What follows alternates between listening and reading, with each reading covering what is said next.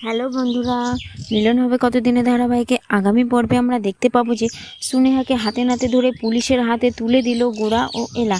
এলার মনে সন্দেহ হয় যে সুনেহার প্রতি, এবং সেই সন্দেহের কথা বাড়ির সবাইকে জানায় এলা, এবং সবাই মিলে প্ল্যান করে পেটে যন্ত্রণা করার প্ল্যান করে, এবং এলার পেট ব্যথার নাটক করে হসপিটালে থেকে যায়, এবং সেখান থেকে তাকে বেডে নিয়ে গেলে গোটা হসপিটাল অন্ধকার করে এলা ও গোরা ছদ্মবেশ নেয় এবং সুনেহার ঘরে যায়।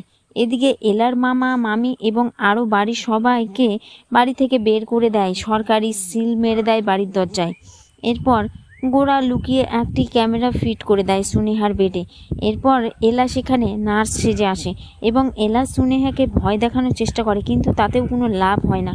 এরপর এলা সুনেহার হাতে একটি সুচ ফুটিয়ে দেয় এবং তখন সুনেহা বেড থেকে লাফিয়ে ওঠে এবং সব কিছু ক্যামেরায় রেকর্ড হয়ে যায়। এরপর সব প্রমাণ নিয়ে পুলিশকে দেখিয়ে দেয় এলা এবং পুলিশ সুনেহাকে ধরে নিয়ে যায়। এরপর বাড়ি গিয়ে একসাথে থাকে গোরা ও এলা, এবং গোরা নিজের মনের কথা প্রকাশ করে এলার কাছে। তাহলে বন্ধুরা, এরকম সব আপডেট সবার আগে পেতে অবশ্যই আমার চ্যানেলটিকে সাবস্ক্রাইব করুন।